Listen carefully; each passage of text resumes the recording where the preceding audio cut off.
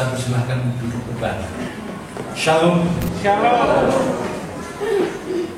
Kembali siang hari ini kita akan melanjutkan worship kita pada sesi yang kedua pada hari ini. Sudah dikasih Tuhan, saya mohon ampun yang sebesar-besarnya karena beberapa hal yang masih sedikit mengalami trouble karena ada kesalahan teknik. Jadi pembagian beban dari setiap jaringan harusnya dari 3 kabel NGI masing-masing ampernya harus merata, tetapi ada penambahan sehingga terjadi kepincangan dan diesel bekerja agak berat sehingga hasil macet dan seringkali akibatnya panas sekali seperti sekarang. Tetapi sekarang sudah normal, mudah-mudahan dekat kembali menjadi dingin kembali. Apapun yang terjadi, hati kita tetap sejuk. Amin. Untuk bersekutu dengan pengajaran firman Tuhan. Sekali lagi, kalau saya meneliti tentang waktu, saya tidak menyalahi Injil Matius pasal 24 ayat 36, ya, di mana di sana dikatakan tentang hari dan jam yang mengerti hanya Bapa di surga, malaikat tidak, ya, hanya Bapa yang di surga. Yang saya teliti adalah tahun, ya, dalam bahasa Greek-nya ditulis ET, ya, ET 1000 tahun, Cilia ET, ya, hari itu ditulis dengan kata-kata hemera, ya, 1 hari, hemera, 1 hari sama dengan 1000 tahun. Saya tidak meneliti hari hemera dan kora atau hemeras dan koras, tapi saya meneliti tentang kronon, bahasa Greek-nya kronon atau times atau zaman, ya, kairon, kairos, kairon ini berbicara tentang season, masa, ya, tentang zaman dan masa, tentang tahun. Dan Alkitab sendiri yang mengatakan hal itu, karena Alkitab ini adalah wahyu Allah, wahyu dalam bahasa Greek-nya apokalipsis, rahasia di balik tirai. Jadi tentunya tidak setiap orang mengerti rahasia itu, berkecuali mengalami perobekan tirai, mendekat kepada Tuhan, maka segenap glory, cahaya kemuliaan Allah akan dinyatakan kepada kita. Amin. Dan kita yang hidup pada akhir zaman itu dapat kemurahan Tuhan. Apa yang saya sampaikan itu tertera di dalam kitab suci. Kalau saya berbicara tentang tahun 2029 sebagai tahun kedatangan Tuhan, saya punya 18 argumen yang sumbernya dari Alkitab itu. Salah satu di antaranya, kalau saudara membaca Imamat pasal yang ke-26 ayat 18, ya, mari Imamat yang ke-26.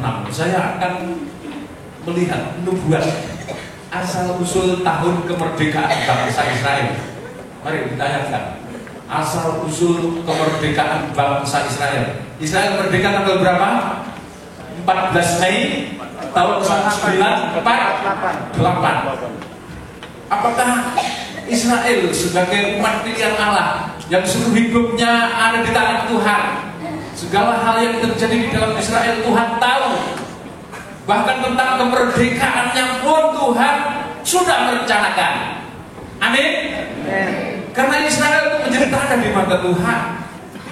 Israel dianggap sebagai buah ara yang sumuk di mata Tuhan, kekasihnya Tuhan. Tetapi karena ketidakpercayaannya, Roma pasal 11 ayat 19 dan 20, sebagai zaitun asli, umat pilihan yang seharusnya mendapatkan kemurahan, menerima anugerah, memahami tentang pembangunan kerajaan surga di bumi. Pembangunan kerajaan surga di bumi adalah pembangunan bait Allah rohani di bumi, yang identik dengan pembangunan gereja sebagai organisme tubuh Kristus yang esa. gereja yang gereja yang non denominasi dibangun oleh kekuatan Allah sendiri yang memakai para hamba-hambanya dari berbagai denominasi, organisasi, suku, bahasa, kaum, dan bangsa di muka bumi.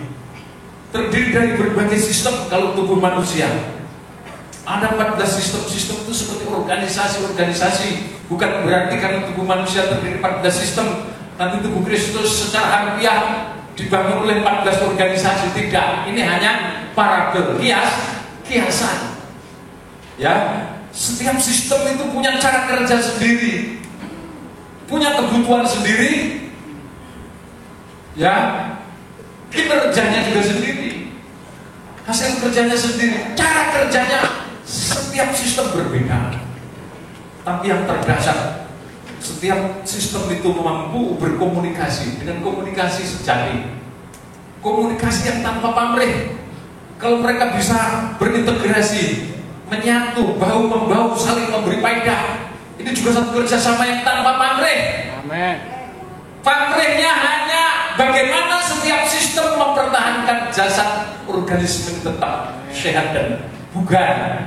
Bugar itu artinya seluruh organ tubuh berfungsi aktif. Amin. Oleh sebab itu tubuh Kristus pun dibangun oleh setiap potensi yang ada di dalam gereja. Efesus pasal 4 menuliskan ada 5 jabatan: rasul, nabi, penginjil, gembala, dan guru Injil. 1 Korintus 12 ayat-ayat yang terakhir kalau sudah membaca, ya, di sana dari 5 jabatan ditambah 4. Selain rasul, para nabi, para penginjil, para gembala, guru Injil, para penatua, para imam-imam, pembuat mujizat dan penyembuh, dan yang ke-9 orang-orang yang berbahasa roh dan mengartikan bahasa roh. Potensi yang ada di dalam gerejanya harus bersatu. Amin. Amin. Amin. Tubuh Kristus tidak bisa dibangun oleh seorang guru yang mengajarkan pengajaran firman Allah semata. Tidak bisa. Kalau tidak ada penginjil, siapa yang mau diajar? Siapa yang menginjili? Siapa yang memenangkan jiwa? Ada penginjil, kalau tidak ada gembala, jiwa-jiwa yang sudah tertampung itu mau dibawa ke neraka, maka perlu gembala yang mengerti visi Tuhan. Amin. Amin. Jadi antara penginjil, rasul, nabi, guru Injil, gembala dengan para penatua dengan imam-imam itu semua pelayan Tuhan, pemain musik, WL, song leader, choir, singer, sampai yang menyapu lantai, membersihkan gereja, itu imam-imam. Ada kerjasama. Pembuat mujizat dan penyembuh bekerja sama membangun tubuh Kristus. Kalau pengajaran disampaikan, di dalamnya tidak ada membuat mujizat dan penyembuh. Pengajaran disampaikan, yang memang pengajaran teler semua, penuh penyakit. Bagaimana? Bisa bertahan hidup sampai Tuhan datang? Harus ada jabatan penyembuh dan membuat mujizat. Pada saatnya jabatan orang-orang yang berbahasa roh dan mengartikan bahasa roh. Bagaimana semua potensinya harus mampu berkomunikasi, saling memberi faedah, berintegrasi, bahu membahu, menyatu, bekerja, membangun tubuh Kristus. Baru tubuh Kristus terwujud. Amin. Amin. Namun demikian, untuk membangun tubuh Kristus perlu waktu. Alkitab sudah menetapkan, dibaca Imamat pasal 26, ya. Imamat pasal 26 ayat 18 sampai ayat 28. Mari dibaca. Dan jikalau kamu dalam keadaan yang demikian, ya, tidak mendengarkan aku, maka akan lebih keras mengajar kamu sampai 7 kali lipat karena dosamu. Perhatikan baik-baik. Kalau sudah membaca itu langsung mungkin sudah kaget. Tapi kalau sudah membaca mulai ayat 1 sampai 13, Israel diberkati luar biasa dalam seluruh aspek kehidupan. Dengan catatan Israel, jangan sekali-kali memberhalakan apapun yang ada di bumi ini. Semua berhala harus dihancurkan. Dan kedua, Israel harus menghormati namanya Allah, Tuhan Yesus Kristus. Amin. Amin. Amin. Dulu Yahweh, tetapi Yahweh adalah Allah yang Esa. Allah yang Esa adalah Tuhan Yesus Kristus. Tuhan itu Bapa, Yesus itu Anak, Kristus itu Rohku, ketiganya Esa.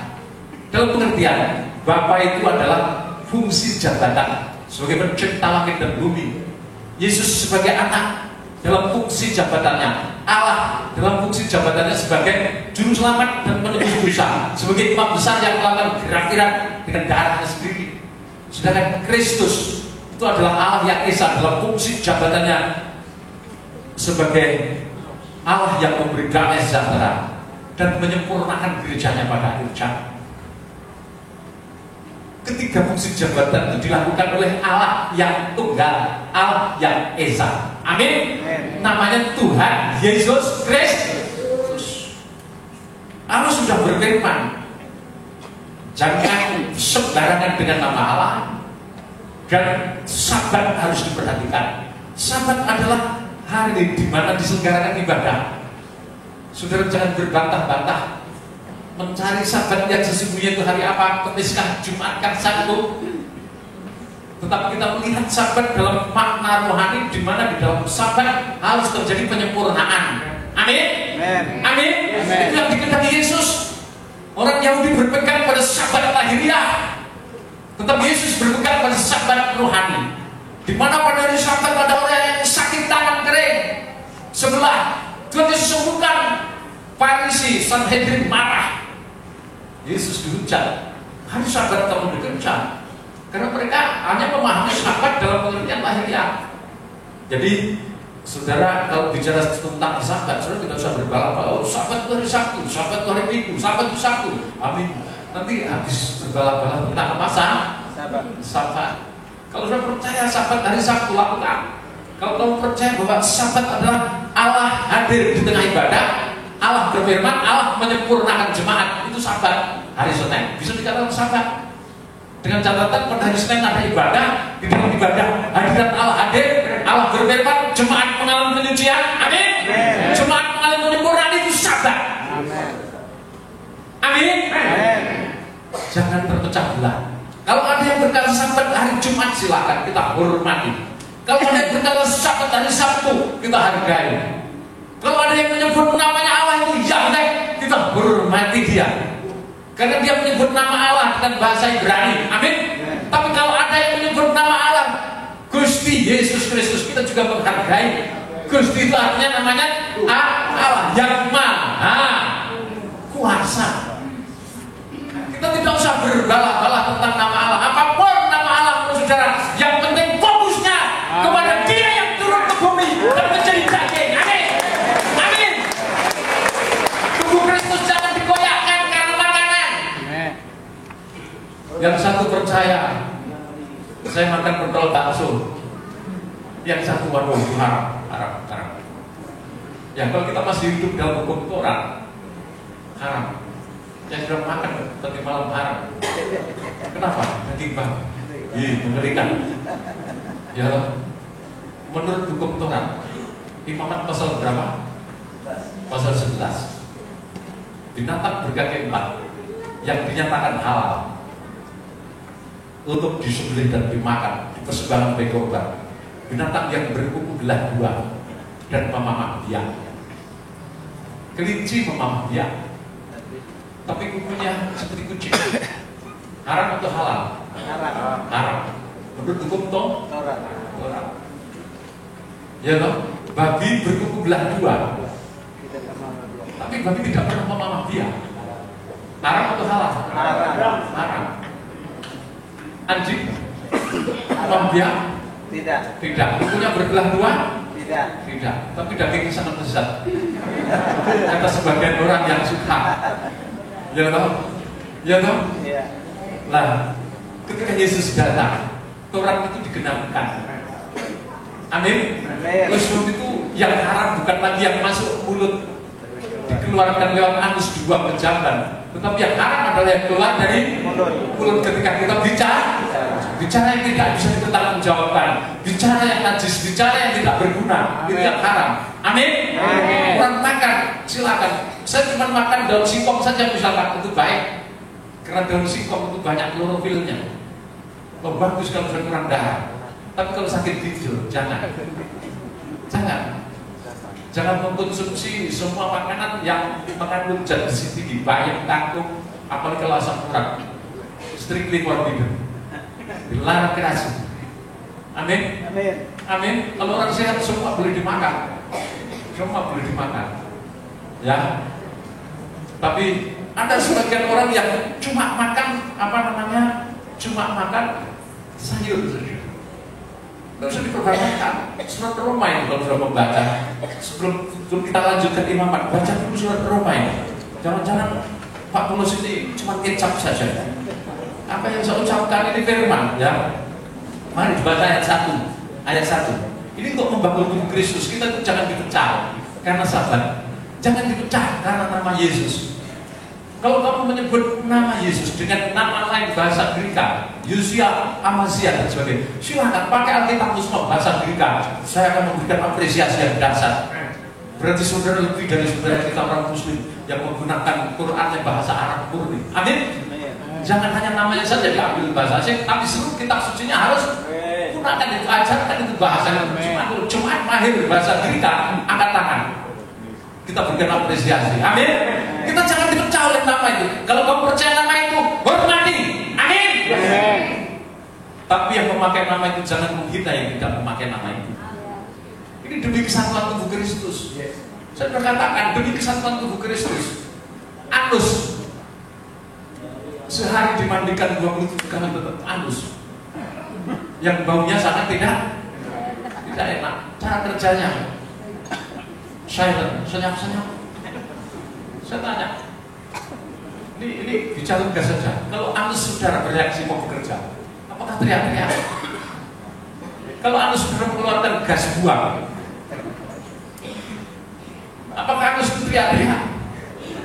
Yang menerima akibatnya, coba siapa yang ketut ini? Kan gitu. Anus itu kerjanya silent, diam-diam, beda dengan mulut. Betul tidak? Mulut itu banyak ngomong, banyak makan. Tapi anus, antara mulut dan anus harus ada komunikasi, harus ada kerjasama. Kalau tidak ada komunikasi, tidak ada kerjasama, sudah masuk rumah sakit. Betul tidak? Betul tidak? Itulah tubuh Kristus. Sejelek apapun, kalau dia di dalam tubuh Kristus, hargai. Amin. Kesabaran Allah itu dimaksudkan supaya semua orang jahat bertobat. Tapi kalau namanya anus ya selamanya sampai Tuhan datang ya tetap seperti apa?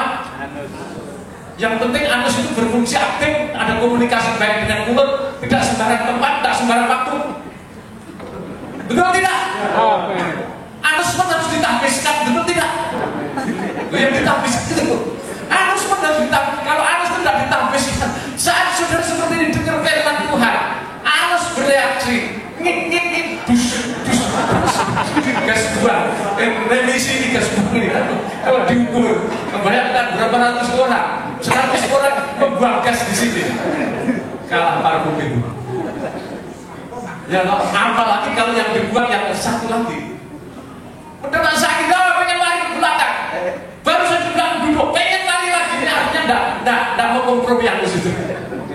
Ya, tapi kalau ada kerjasama dengan mulut, saat mulut penuh, sesuatu yang harus dibuang dan tertimbun di rektum. Rektum itu atasnya anus, usus atasnya anus, bawahnya usus besar. Ya, baru dibuang pada saatnya sehat. Amin. Tubuh Kristus itu begitu berbeda supaya kita bisa saling memberi faedah. Kalau sama, tidak bisa memberi faedah. Kalau saya menikah, sama. Mempelai laki-laki punya kumis, mempelai perempuan juga punya kumis. Kira-kira harmonis tidak? Mempelai laki-laki gagah, matanya tajam, punya kumis, badannya kekar. Ya, mempelai perempuan feminim, anggun, lembut, tidak banyak ngomong. Kenapa tidak banyak ngomong? Amsal 9 dan 13 nanti baca sendiri ibu. Baca sendiri nanti. Kenapa perempuan tidak boleh banyak ngomong? Amsal 9 dan 13. Itu konsepnya seorang perempuan yang sejati. Ya, kalau laki-laki yang gagal, perempuan yang baik ini masuk nikah, Wah, ini pasangan yang serasi. Yang satu disebut laki-laki, punya mulut, banyak ngomong, karena laki-laki itu sumber pengajaran. Yang satu perempuan. Kalau perempuan itu di dalam susunan nikah kan seperti tubuh. Tubuh itu punya mulut untuk ngomong enggak? Kalau pengen ngomong, dari hati dilemparkan ke mana? Ke kepala dong. Iya dong, ngomong mulut. Bukan berarti perempuan tidak boleh ngomong. Artinya dalam tahusan itu seorang wanita itu selalu dituntut taat kepada suaminya seperti kepada Tuhan Yesus. Amin. Sementara satu yang suami yang taat itu adalah suami yang seperti Tuhan Yesus, penuh kasih, tanggung jawab dan pengorbanan. Suami yang baik. Ya, suami yang diberkati Tuhan. Ya. Jadi baca Roma 14 ayat 1. Terimalah orang yang lemah imannya tanpa mempercakapkan pendapat. Nah, ini ajaran Rasul Paulus. Orang yang lemah imannya tidak usah dipercakapkan pendapatnya. Pendapatnya apa? Waduh, sorry, saya tidak makan daging babi. Sorry, saya tidak makan daging kambing. Oh, saya karena tahu begitu, ada yang begitu. Saya potong babi. Saya siapkan itu kan 3 ekor. Saya potong tadi pagi seekor sapi. Ya, untuk menjamu saudara. Tapi ada yang tidak suka. Romo, saya tidak suka babi. Ibu ada daging apa namanya sapi. Aduh Romo, sorry ya, sapi saya juga tidak suka. Ibu, saya ada beberapa kuintal ikan laut. Rumah saya itu pinggir laut. Betul, kalau mau cari ikan laut dipanggil bertumpuk ikan laut. Betul. Tanyakan Mbak Tuhan, ikan laut itu bisa dipanggil kan? Tuhan Yesus bisa, masa muridnya tidak bisa? Bisa tidak? Bisa, tanyakan Mbak Tuhan. Mereka punya pengalaman yang mengikuti gerakan ini. Tanyakan. Ya, Romo saya juga tidak suka ikan laut.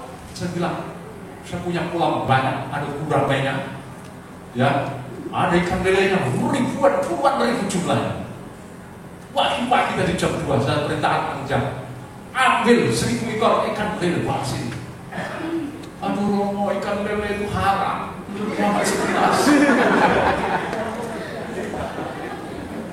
Lama-lama hati ini juga sepertinya habis kesabaran. Ibu, bagaimana kalau saya potongkan semut saja? Jangan begitulah Romo. Habis gimana? Lele tidak suka. Ayam, saya potongkan ayam sebanyak-banyaknya. Romo, kalau ayam potong saya tidak suka. Sukanya ayam kampung. Baik, saya carikan ayam kampung. Saya bilang. Ya, melayani orang banyak itu gampang-gampang susah kan? Apa boleh sudah memilih ayam kampung, ayam potong, ikan lele, ikan semut. Udah, gak usah disajikan. Pitisin. Namun demikian, kita tidak usah menghina. Yang makan jangan menghina yang tidak makan. Amin. Amin. Mari dibaca lanjut. Yang seorang yakin bahwa ia boleh makan segala jenis makanan, tetapi yang lemah imannya hanya makan sayuran-sayuran saja. Firman Allah atau bukan? Firman Allah atau bukan? Firman. Orang yang lemah imannya cuma makan sayur-sayuran saja. Orang yang bukan. Nanti dipikir saya ini menghina. Ini firman Allah atau bukan? Firman Allah atau bukan? Orang yang lemah imannya hanya makan sayur-sayuran saja. Tapi tidak usah dipercakapkan. Biarkan. Justru ini indah ya, kalau orang itu makan sayur-sayuran, cuma terbalik dengan saat diciptakan dulu. Terbalik apa? Sebab sayur-sayuran, rumput-rumputan itu makanannya binatang. Manusia itu makanannya biji-bijian dan buah-buah, biji padi, beras, kedelai, kacang. Kejadian pasal 1 kan begitu ya toh. Dalam mandat ekonomi Tuhan memberikan makananmu ini, makanan binatang ini, rumput-rumputan, sayur-sayuran. Ya, manusia makan binatang itu setelah jatuh dalam dom. Berarti yang makan daging itu orang yang berdom. Karena sendiri ya. Kalau orang begitu, tetapi sekarang zaman kemurahan. Amin. Amin. Kemurahan melebihi dari hidup. Amin. Tidak usah dibicarakan orang yang makan sayur. Justru saya mengkritik kalau sudah saudara cuma makan daging saja, saudara tidak makan sayur. Untuk hidup sampai Tuhan datang sulit. Saudara harus makan sayur. Di dalam sayuran banyak terkandung gizi, vitamin, protein, nabati, ya, yang sangat aman untuk tubuh. Kalau sudah makan sayur, tulang kita akan bagus. Banyak kalsium, ya, banyak klorofil, banyak zat gizi, banyak seng di sana, banyak yodiumnya. Ya, banyak zat-zat hormon-hormon dari sel-sel yang bisa membuat kulit mendapatkan sunlight, kolagen itu. Sepertinya anti wrinkle, ya, anti apa namanya, keriput cepet-cepet, anti apa namanya aging, anti apa? Penuaan. Itu kalau orang makan sayur. Saya hobi makan sayur. Jadi sekalipun umur saya sudah banyak, saya katakan banyak. Saya sekarang 57 tahun. Bisa makan sayur, saya makan sayur. Bukan berarti saya tidak suka daging, saya makan daging. Sayur itu bagus. Tapi kalau sayur terus tanpa daging juga kurang bagus.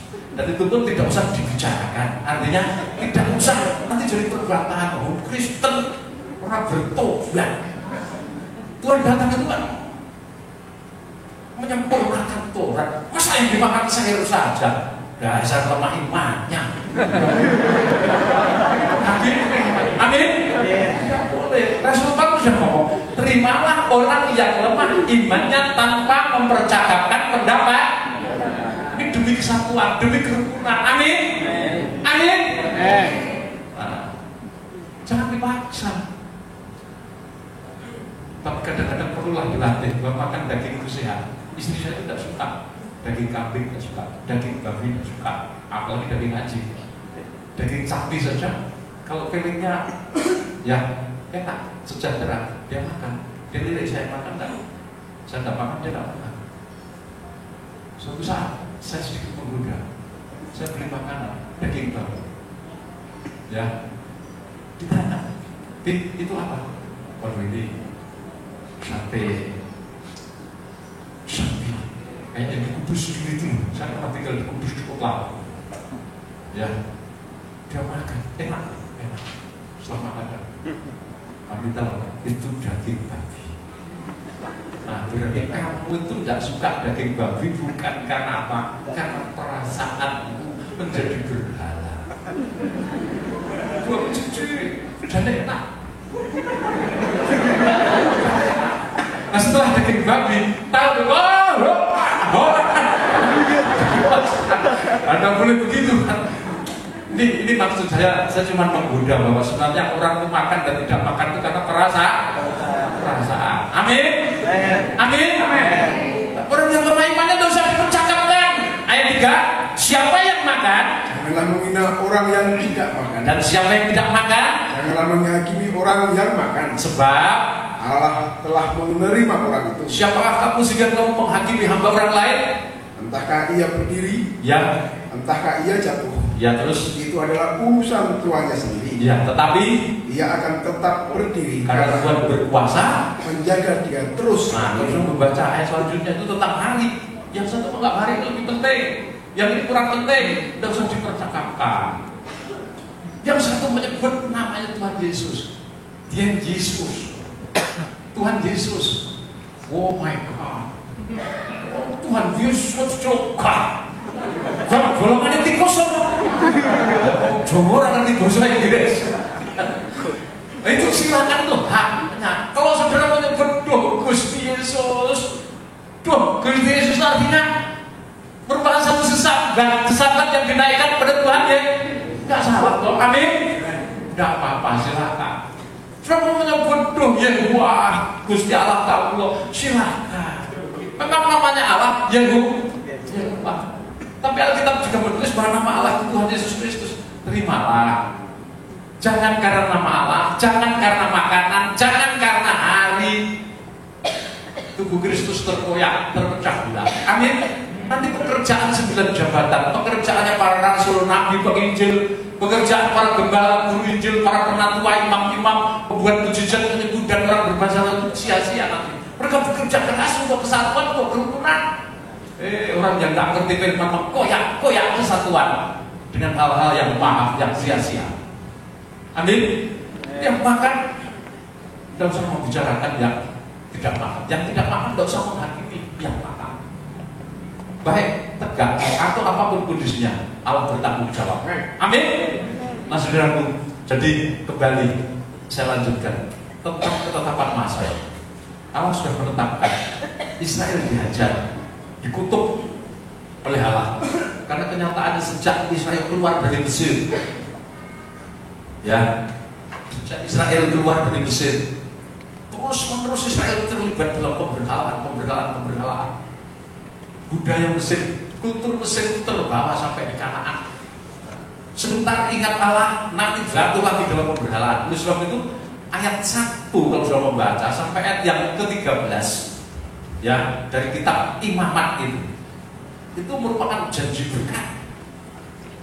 berkat untuk setiap orang Israel ya yang tidak terlibat pemberhalaan, ya, yang tidak menyebut nama Allah dengan sia-sia, orang Israel yang selalu mengutamakan sabat. Tapi ketika Israel jatuh bangun dalam pemberhalaan, terus-menerus bertubi-tubi selama ratusan tahun, maka apa yang terjadi? Allah murka, kutuk, ya. Di dalam Imamat pasal 26 itu sampai 4 kali kutuk itu diucapkan. Mari dibaca ayat 18, Imamat 26 ayat 18. Dan jikalau kamu dalam keadaan yang demikian pun tidak mendengarkan kamu, maka aku akan lebih keras menghajar kamu sampai 7 kali lipat karena dosamu. Dihajar 7 kali lipat karena dosa. Terus, dan aku akan mematahkan kekuasaanmu yang kau banggakan. Terus, dan akan membuat langit di atasmu seperti besi, sebagai besi dan tanahmu sebagai tembaga. Ayat 20, maka kamu akan habis dengan sia-sia. Ya, terus tanahmu tidak akan memberi hasilnya, dan ya, pohon-pohonan di tanah itu tidak akan memberi buahnya. Jikalau hidupmu tetap bertentangan dengan daku dan kamu tidak mau mendengarkan daku, ya, terus maka aku akan makin menambah hukuman ya, terus sampai 7 kali lipat setimpal dengan dosamu. Setimpal dengan dosamu.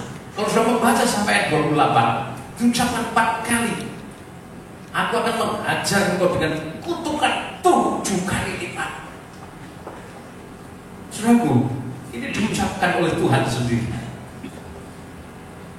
Tahun Alkitab itu menggunakan tahun apa? Israel tahun Yahudi. 1 tahun Alkitab atau tahun Yahudi itu 360 hari.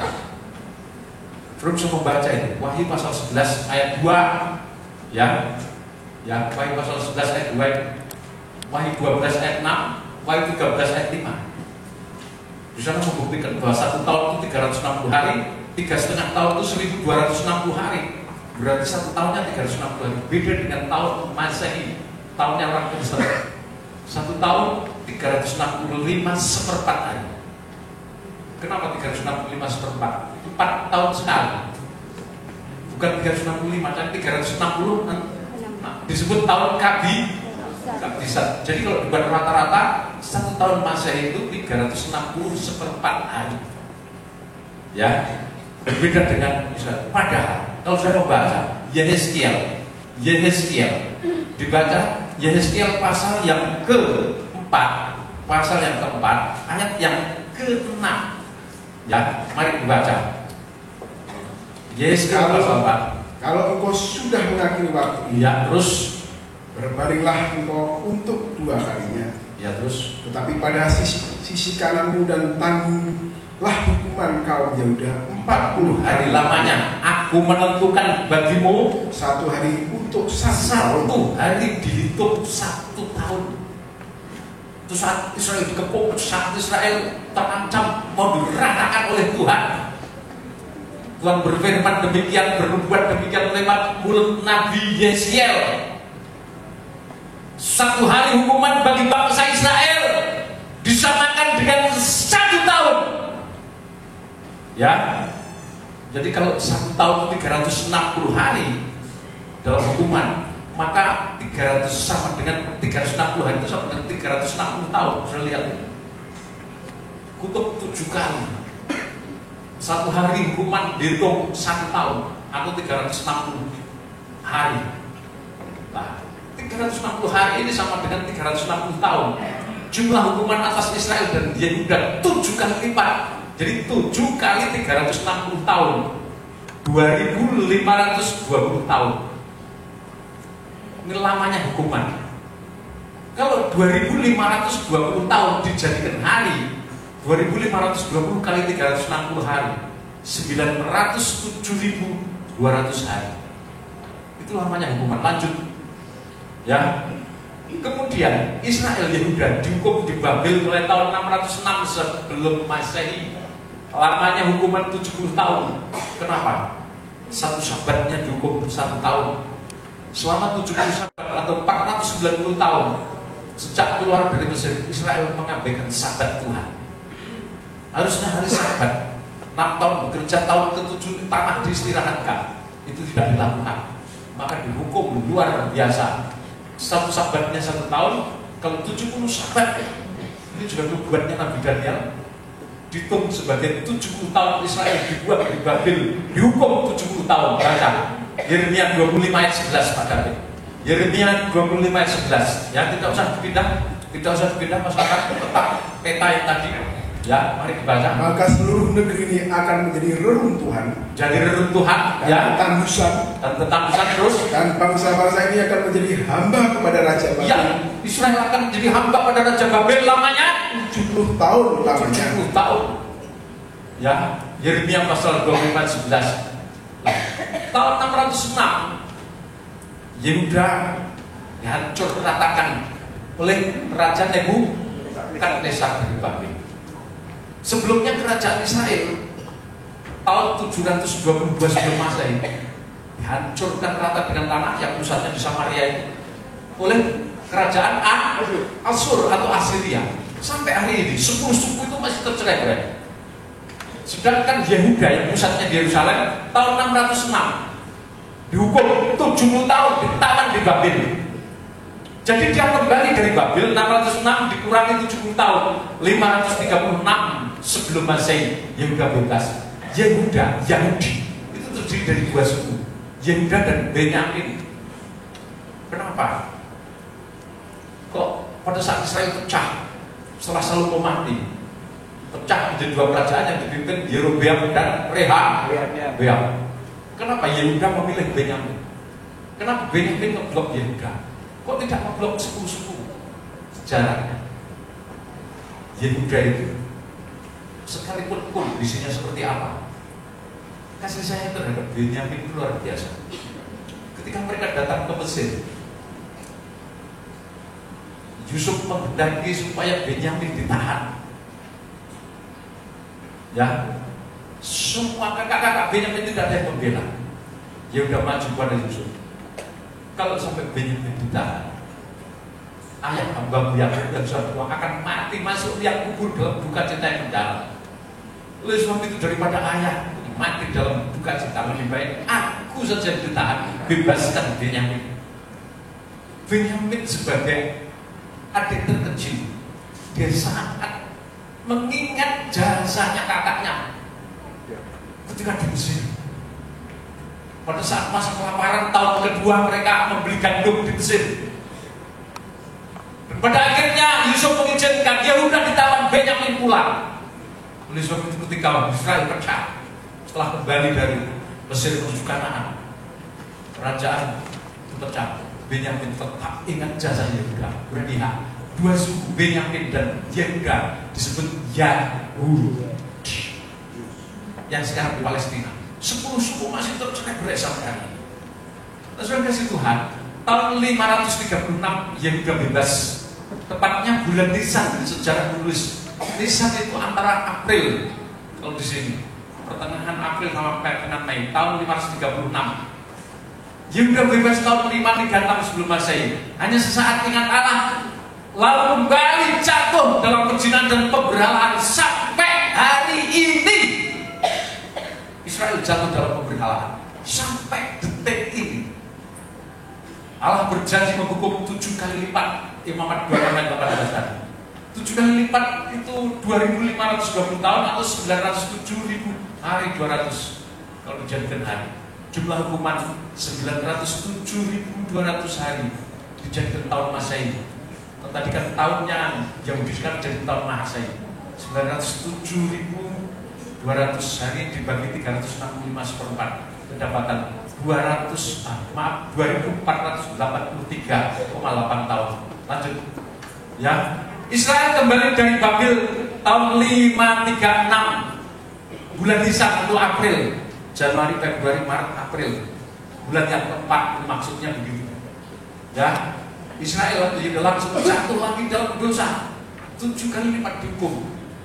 2.483 ya 8 dikurangi 536,4 1947,4 ditambah 1. Kenapa? Tadi dari tahun sebelum Masehi sampai tahun 1947 Masehi berarti melewati tahun 0 Masehi. Tidak ada 0 Masehi, yang ada adalah 1 Masehi. Besok ditambah 1 tahun Masehi berarti 1947 ditambah 1 tahun Masehi. Tidak ada tahun 0 Masehi, yang adalah 1 tahun Masehi. Berarti 1948,4 0,4 ini 4/10 kali 12 tambah 12 bulan. Jadi bulan Mei. Jadi sangat tepat Israel merdeka pada tanggal 14 Mei 1948. Amin. Amin. Amin. Amin. Hari kemerdekaan Israel pun sudah ditulis di dalam kitab suci. Namanya Apokalipsis rahasia. Tidak ditulis secara gamblang nyata. Israel merdeka nanti dinubuat. Wah, enak sekali kalau begitu. Bukan wahyu namanya. Wahyu itu rahasia yang terselubung di balik tirai.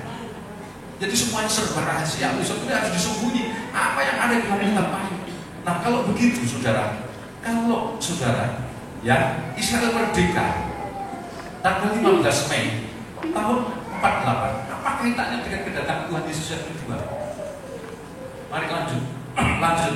Israel di mata Tuhan adalah pohon ara yang sulung. Mari dibaca. Hosea 9 ayat 10.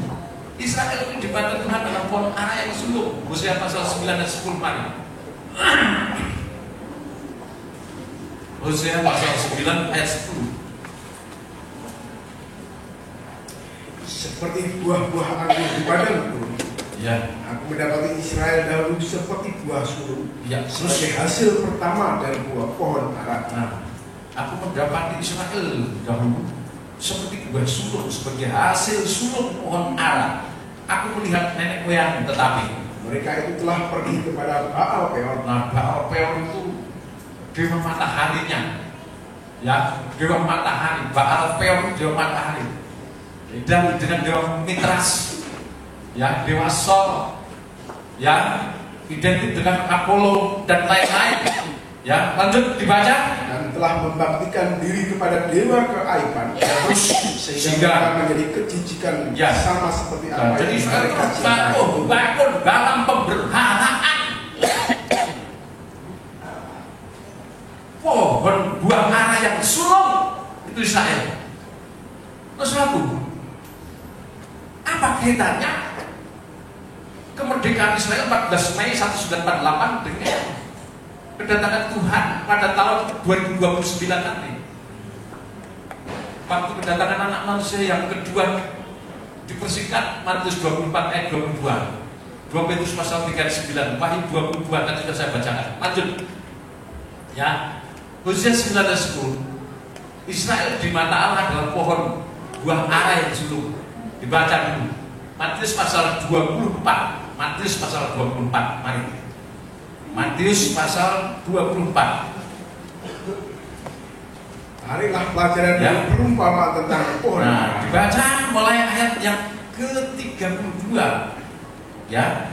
Kalau sudah membaca perikop dari pasal ini, kedatangan anak manusia dan perumpamaan tentang pohon ara. Baru ayat 29. Ya, segera sudah siksaan pada masa itu, matahari akan menjadi gelap. Ini nanti Wahyu pasal 16 digenapi. Ya, bintang akan berjatuhan dari langit dan kuasa akan diguncang. Ketika 7 bokor murka telah dicurahkan. Kemudian ayat 32 lanjut dibaca. Tariklah pelajaran dari perumpamaan tentang pohon ara. Apabila ranting-rantingnya melembut, Apabila ranting-rantingnya melembut dan mulai bertunas, kamu tahu ya, bahwa musim panas sudah dekat. nah, Israel sebagai pohon ara suluk di mata Tuhan menjadi pelajaran tentang kedatangan manusia. Pelajaran dari perumpamaan pohon ara. Pohon ara Israel ayat 32. Apabila rantingnya sudah mulai bertunas, kamu tahu bahwa musim panas sudah dekat. Pohon ara yang bertunas adalah Israel yang mulai sadar akan apa? Kedaulatannya, sadar akan tanah air, kan sadar bahwa nenek moyangnya mendapat janji Tuhan untuk menguasai Kanaan raya. Amin. Amin. Oleh sebab itu, dengan segala upaya, dengan segala jerih payah, ceritanya panjang Israel mendapatkan kemerdekaannya ini. Erat kaitannya dengan perang dunia yang kedua, saudara. Tokoh Israel yang mampu menciptakannya, korbit dan menjadi amunisi, mendapatkan hadiah dari kerajaan Inggris kemerdekaan Israel 14 Mei tahun 1948. Ya, ini adalah pohon ara yang bertunas Israel yang mulai sadar akan tanah airnya, akan kemerdekaannya. Ini adalah ranting-rantingnya, pohon ara yang ranting yang bertunas mulai melembut, musim panas sudah dekat.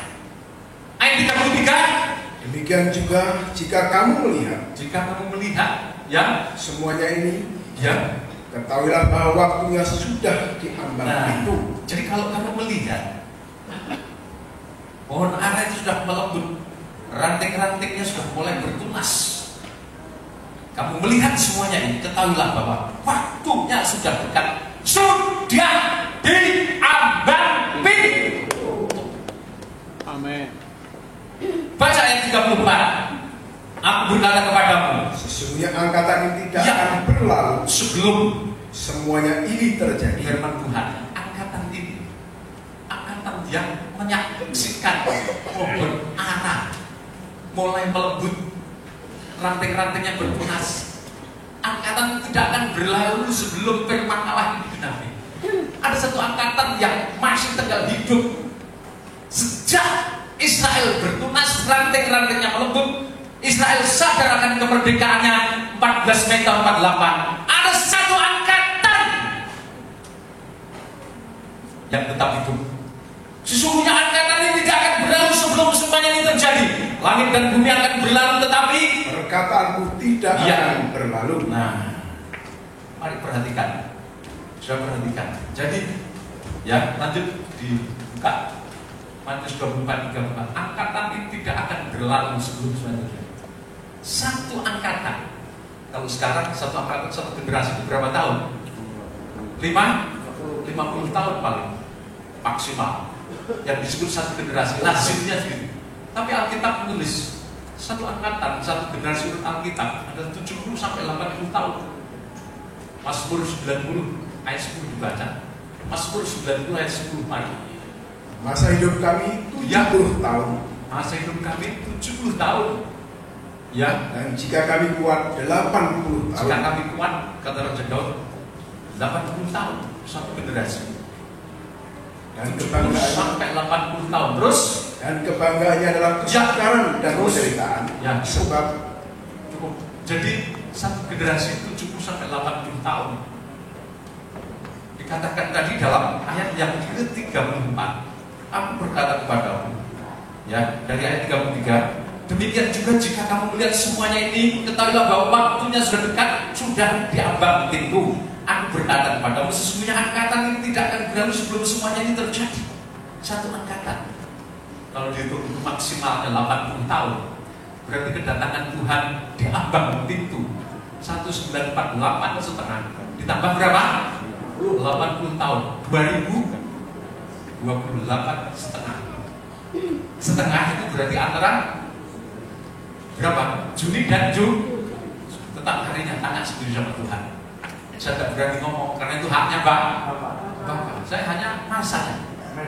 Jadi 2028 pertengahan ambang pintu kedatangan Tuhan. Amin. Amin. Amin. Amin. Ambang pintu itu kalau ini pintunya, ini pintunya. Kita mau masuk, Posisi kita sudah di depan pintu sini. Selangkah lagi Tuhan datang. Jadi kalau saya mengatakan Tuhan datang pertengahan tahun 2029 dengan berbagai ayat-ayat yang sudah saya sampaikan, ada 3 hal kemarin, semuanya ada 18. Ada 3 hal yang sudah saya sampaikan. Salah satu di antara tahun 2028 pertengahan tahun, ambang itu kedatangan Tuhan Yesus Kristus yang kedua. Ini amat bagus sendiri. Amin. Amin. Bukan otak saya. Sampai di mana kemampuan otak saya? Saya sama seperti saudara. Banyak lupa. Semakin tua semakin banyak apa? Lupa. Tapi Tuhan Yesus tidak pernah lupa. Amin. Tuhan Yesus tidak pernah ingkar janjinya. Amin. Ini firman Allah. Ini firman Allah. Apa yang ada saya ungkapkan itu firman Allah. Semuanya saya sampaikan kepada saudara. Jadi tahun kedatangan Tuhan adalah, saudaraku, dikatakan sedemikian. Ambang pintu pertengahan tahun 2028. Kalau Yesus mulai pelayanan umur 30 tahun, saat Yohanes Pembaptis mulai membaptis, Yesus dibaptis, Yohanes Pembaptis adalah tahun ke-15 pemerintahan Kaisar Tiberius. Tiberius mulai memerintah tahun 11 Masehi. Tahun ke-15 adalah 11 ditambah 15. Tahun 26 Masehi, Yesus dibaptis dan mulai bekerja. Lukas 3 ayat 23. Waktu itu kira-kira umur Yesus 30 tahun. Berarti Yesus lahir tahun 4 sebelum Masehi. Amin. Kalau Yesus mulai bekerja tahun 26 Masehi, 3,5 tahun kemudian dia ditangkap, disalib, tepatnya pertengahan tahun 29. Kemudian mati dikubur, bangkit kembali ke surga. Hari ke-50 setelah kebangkitan Roh Kudus dicurahkan. Hari itu sudah hari Pentakosta, hari dimulainya zaman Roh Kudus. Pertama kali pengikut Yesus disebut Kristus di Antioquia. Amin. Ini saudara yang dikasih Tuhan. Jadi zaman Roh Kudus itu tidak dimulai dari tahun 1 Masehi seperti kalender Masehi yang dibuat Exegius. Exegius melakukan kesalahan. Ya, UCB tahun berdirinya kota Roma yang seharusnya tahun 749 ditulis 753, sehingga terjadi selisih 4 tahun. Tahun 1 Masehi, tahun kelahiran Yesus, terlalu maju 4 tahun. Minus 4 berarti tahun kelahiran Yesus sudah 4 sebelum Masehi. Tahun 26 ketika genap 30 tahun mulai bekerja. Pertengahan tahun 29 disalib, mati, bangkit, Roh Kudus dicurahkan, dimulai zaman gereja. Dari nubuat kitab Kejadian, nubuat dari kitab Keluaran, dan masih banyak nubuat kitab Nabi Daniel, Yeskiel, Yesaya. Ya, ada 18 argumen saya ini. Maka zaman gereja adalah 2000 tahun. Kapan Tuhan datang? 2029. Kenapa? Tahun 29 Yesus mati di kayu salib, pertengahan 29. Naik surga, kemudian pencurahan Roh Kudus sama gereja. 29 ditambah 2029. Tahun 2028 ambang pintu kedatangan Tuhan. Amin. Amin. Ini baru 3 argumen. Sore nanti saya akan berbicara tentang hierarki, kriteria hierarki itu. Terpilihnya bagaimana kok Indonesia terpilih? Ayatnya di mana? Kok bangsa kafir dipakai? Tapi saya akan tambah 1. Nabi Daniel juga pernah bernubuat tentang tahun kedatangan Tuhan. Sekalipun Apokalipsis sangat terselubung sekali.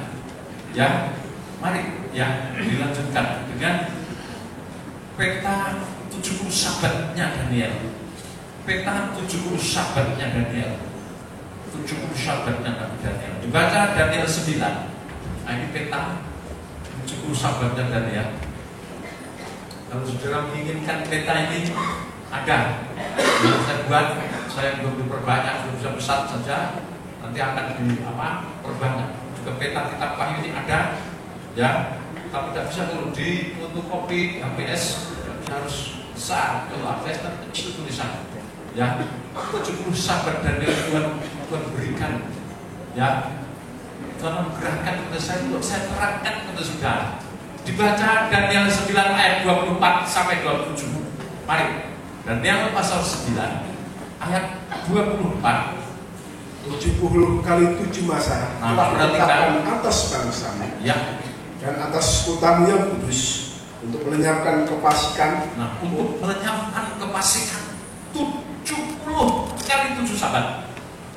Dalam Daniel pasal 9 ayat 24 telah ditetapkan, ya, untuk melenyapkan kefasikan, terus untuk mengakhiri dosa, untuk menghapuskan kesalahan, untuk mendatangkan keadilan yang kekal, untuk menggenapkan penglihatan, ya, dan menggenapkan nubuat nabi dan rasul, tergenapi semua. Terus, dan untuk mengurapi yang maha kudus.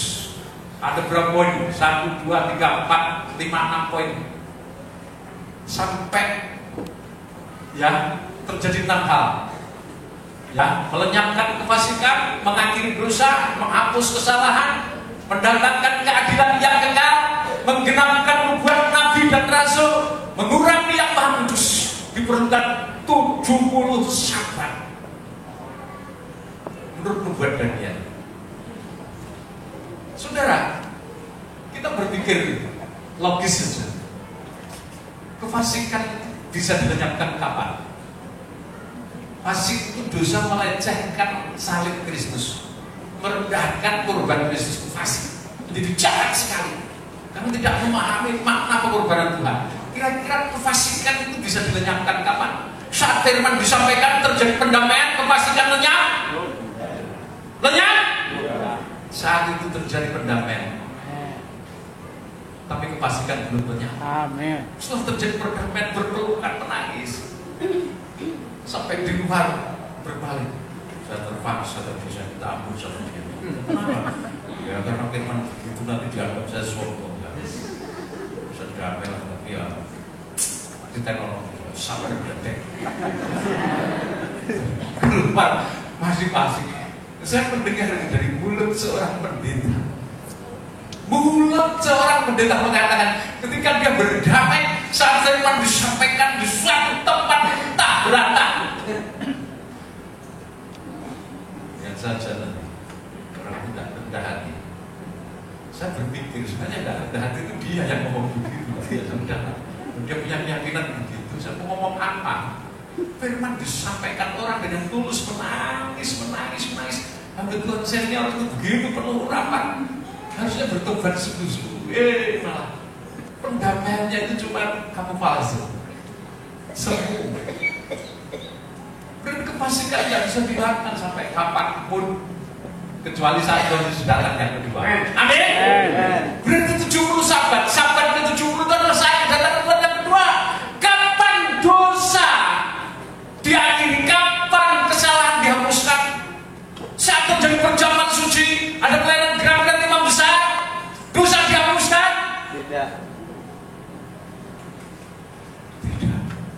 Saat itu memang terjadi gerak-gerak, ada pengampunan sesaat.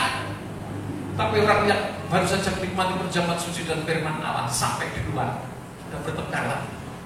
Kenapa bertengkar? Rebutan tempat kursi, tempat duduk bis. Tas wis tak dikek kono, malah tasku dideleke nang longan. Kalau punya bis dilinggi dasar tuyul tenan. Ditotilok tuyul. Ya lo berdosa lagi. Ya lo berdosa lagi. Kula ngomong saya turun sini sopir bisnya kebablasan. Oh, kuping tak sungguh. Dosa. Benar, telinga dikatakan tanduk. Hah? Betul itu?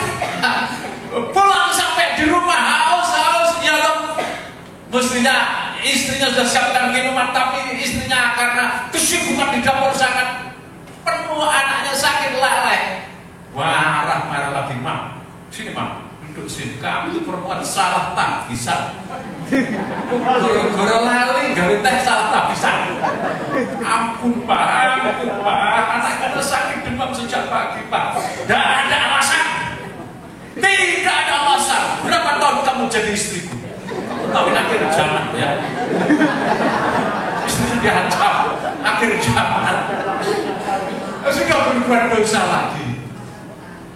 Berarti saudaraku, kefasikan akhir dari dosa, penghapusan kesalahan belum bisa terjadi kecuali Tuhan datang dari kedua. Amin.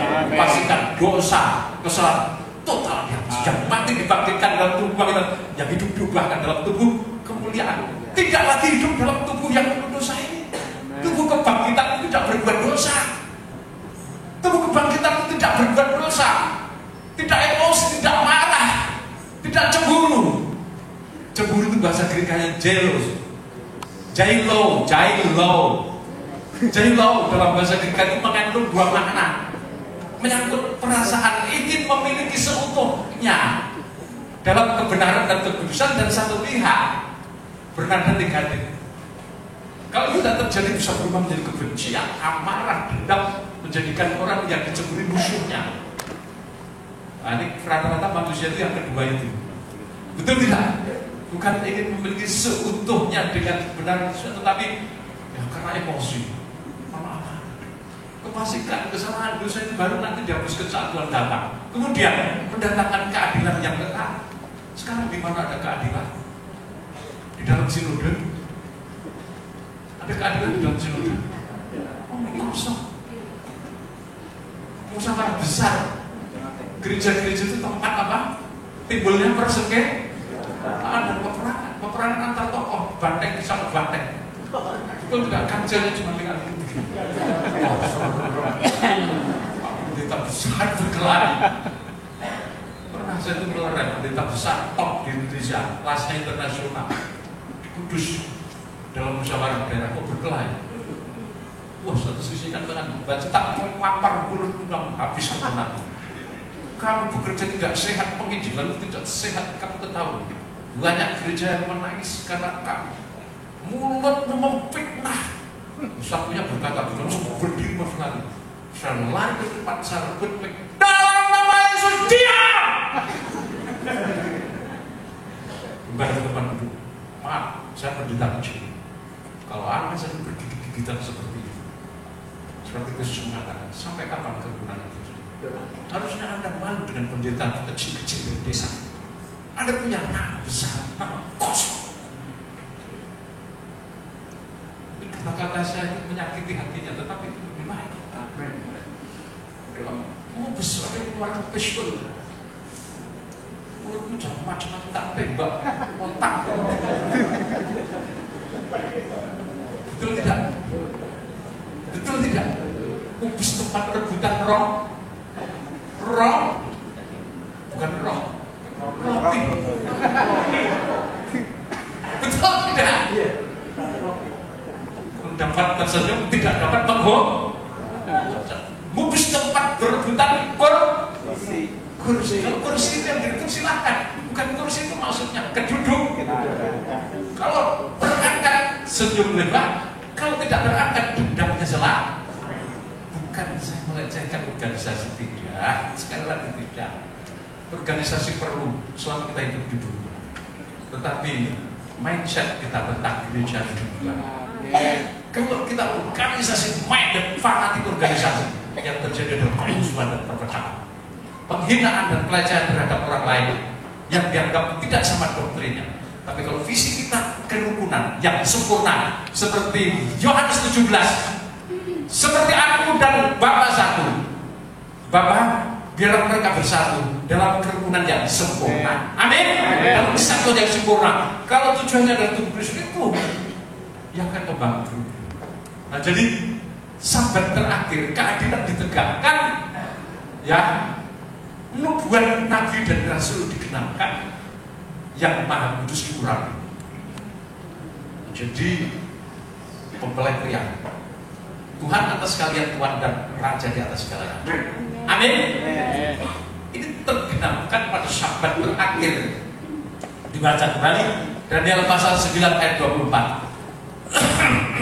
70 kali 7 masa telah ditetapkan atas bangsamu dan atas kotamu yang kudus, untuk melenyapkan kefasikan, untuk mengakhiri dosa, untuk menghapuskan kesalahan, untuk mendatangkan keadilan yang kekal, untuk menggunakan penglihatan dan nabi, dan untuk mengurapi yang maha kudus. Ayat 25.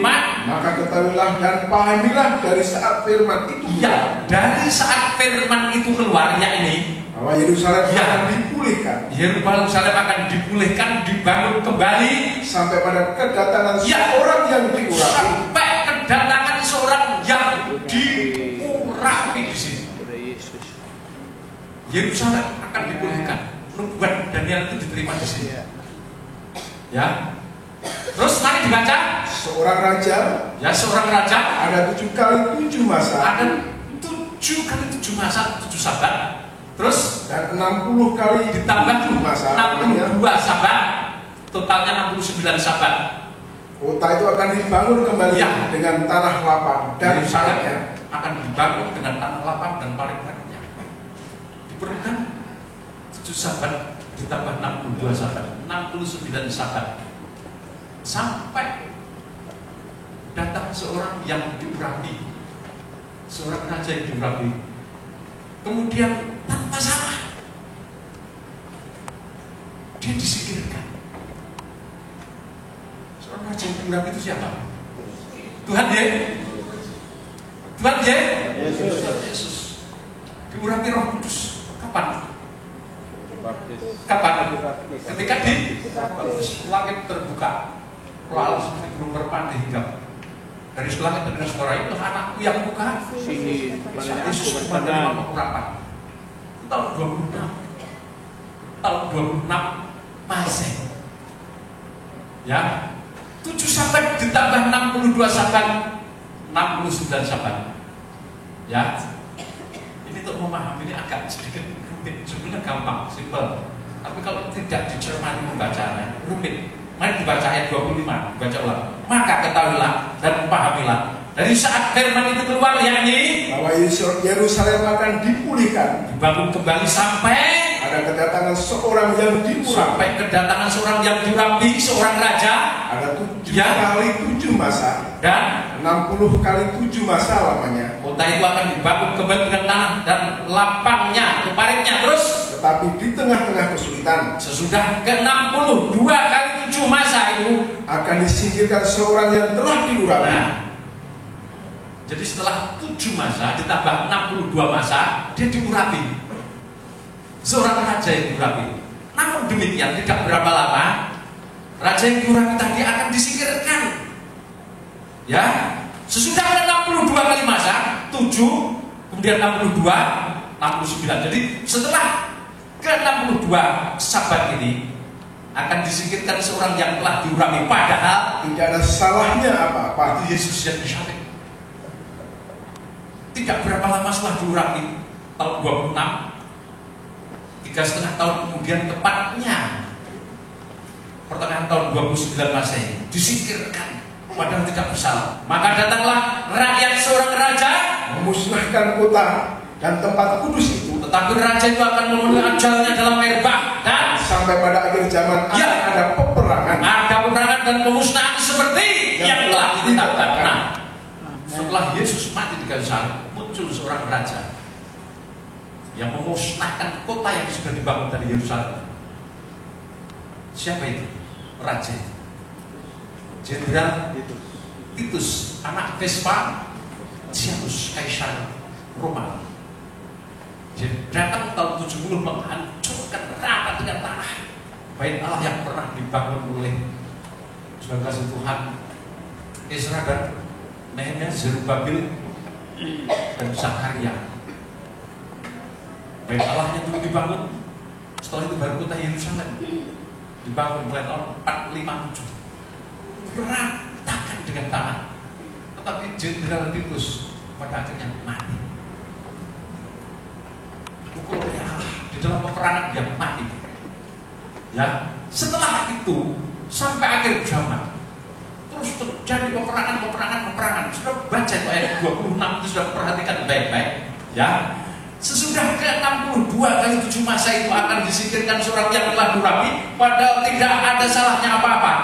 Maka datanglah rakyat seorang raja memusnahkan kota dan tempat kudus itu. Tetapi raja itu akan mengajari dalam hebat, dan sampai pada akhir zaman akan ada peperangan dan pemusnahan seperti yang telah ditetapkan. Ada peperangan. Sekarang sudah terjadi perang besar. Berapa kali? Berapa kali? 2 kali. Masih 3 kali nanti. Kita mencatat. Amin. Perang dunia ke-1, ke-2, ke-3 itu sudah dirancang, blueprintnya sudah ada. Ya, seorang jenderal yang juga merupakan Grand Master Kibil atau Kabal, konspirasi dari Lucifer menciptakan peperangan itu sengaja dari peperangan itu diciptakan untuk melahirkan konspirasi baru. Perang dunia ke-1 dimaksudkan untuk lahir komunis. Perang dunia ke-2 adalah blueprintnya dimaksudkan untuk lahirnya negara Israel Yahudi. Dan perang dunia ke-3 nanti dimaksudkan untuk menjadikan Israel raya dalam wilayah seluruh Jazirah Arab sampai Mesir, ya, sampai sebelah utara Syria, Lebanon, terus dengan menggilas semua negara-negara. Besok akan terjadi perang dunia ketiga. Wahyu pasal 6, ketika meterai keempat dibuka, kuda hijau, dalam bahasa lain dikatakan kuda kelabu, kuda yang berwarna pucat, itu muncul, diikuti oleh maut kematian. Maka terjadi peperangan, korbannya seperempat penduduk bumi. Itu perang dunia ketiga. Ya, nanti posisi perang dunia ketiga itu masih di sini sudah. Nah, di sini 1, 2, 3, 4. Ketika meterai keempat dibuka, ya, jadi ada 4 meterai, 7 meterai keempat dibuka. Perang dunia ketiga. Ketika sangkakala ke-6 ditiup di sini nanti. Wahyu pasal 9 tuliskan. Jadi perang dunia keempat, korbannya sepertiga penduduk bumi. Coba dibaca. Wahyu pasal yang ke, ya, Wahyu pasal yang ke-6. Wahyu pasal yang ke-6 dibaca, ya. Ayat yang ke-7. Dan ketika anak domba itu membuka meterai yang ke